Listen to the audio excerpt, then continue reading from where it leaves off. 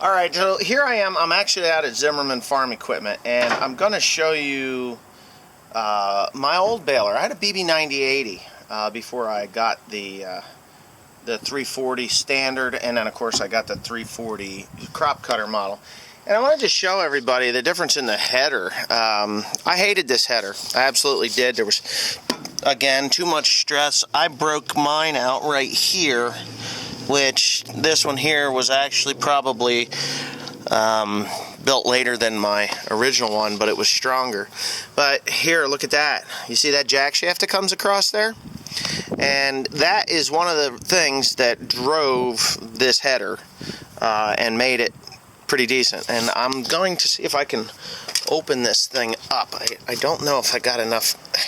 I do. I got my knife with me, so I think that if I do this and this, I can... Oh, is it going to go? Cool. It is. It's going to open up, and hopefully I don't hit anything. Yay, no hitting.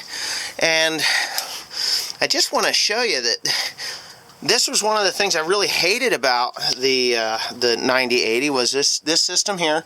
This was better than the old 2000, but it was never strong enough to do what it needed to do. And of course, holy cow. You see that? Double drive chains. I never had any problems with these double drive chains like this, and I don't know why they got away from them. That shaft is supported on, you know, both sides of it. It did only run a single auger. If you remember, this is the model that got my foot caught in it. I got my foot caught in, so it's my own stupidity. But honestly, this one here, it looks like it's got the original chain in it, and it does. Dungao or Donhue or whatever the hell it is chain. I don't have any problems with this particular model of baler. Now, with that being said, I'm going to go ahead, and I don't know how many bales are on this particular machine. I'm just looking at these in the lot. And of course, behind me is an old Heston 4x4, which it's a 4800. I mean, that thing's old as dirt. But right here is the 2150 model of the Heston, which has a very similar stub auger. You know, very similar stub auger drive system there. And look at that though. I have a double drive system. Isn't that nice? And it doesn't look to me like this is a problem. Now, I don't know how they're... Yeah, it's got a double hung bearing inside there, I believe. I don't know how that's fashioned in there, but it is, because I don't own a Heston. So anyway, so this is the 2150 series of the Heston. And another thing that I really like about the Heston pickup is actually these pickup tines are extremely long. But we're going to move down. Here's an LB334P, which is a case model of the same thing as mine. And oh my God, what is that? That is awesome. Is this a cutter model? No, it's a packer model. Okay, so that's why. That's a packer model. Wow, that's heavier chain, isn't it? That looks like heavy chain to me. 60 HVCP. So yeah, heavier chain, double system. Look at that crap right there. Boy, wouldn't that be sweet as snot. Okay, so I'm going to move down to... I've got through... Come on, bitch. There it is. So that's a little different. This is a... What model is this thing? What year? This is a 2014. I have mine was actually my New Holland, which is the same as the case, is built in 2013 in December. Now I'm at the new Heston, and again, this is a 2250, not a 2270. But I'm going to open this up, and I want to see what's inside here. And sure as the Pope's Catholic, there it is. I have a double drive chain system. Now, I don't know whether New Holland and Heston have some... And this actually has a bigger tire on it. Heavy son of a bitch, too.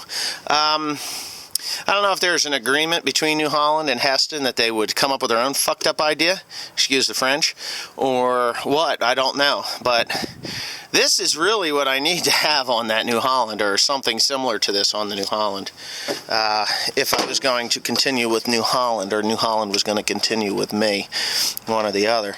I don't know if it's a dual drive system or not. I only have a 2250 machine available to me to look at, but I'm going to go to the other side and, well, wouldn't you know it, look at that system. It's dual driven.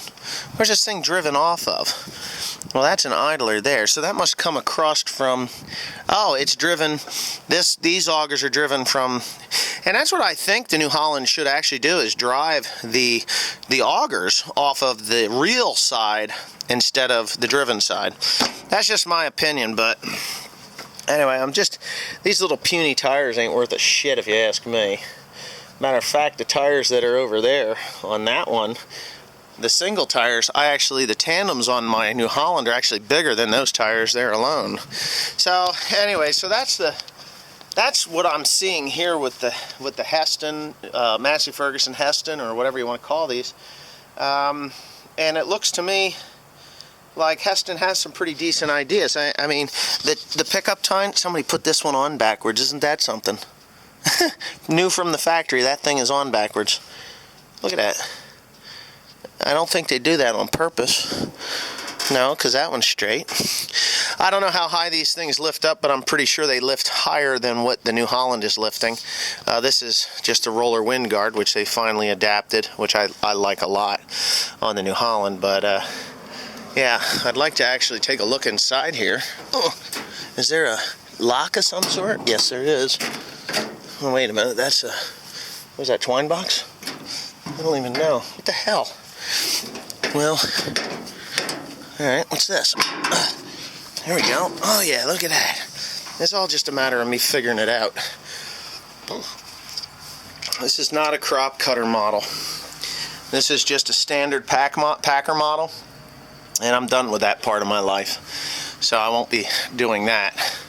This looks cheesy to me. Yeah, I don't know. New Holland or John Deere has really come. I'm really actually rather impressed with the way John Deere is working theirs. Maybe this is working similar. It actually kind of looks like there's something similar to that, but I don't know.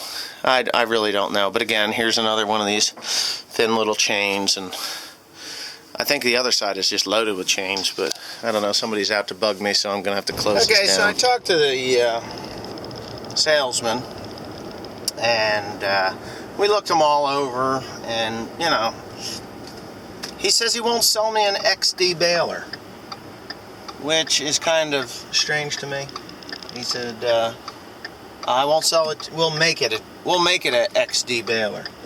Now he's telling me the price of it. He doesn't want to sell me a rotor baler, and I don't want to buy a standard packer feed baler. So I'm not going to buy from this dealer.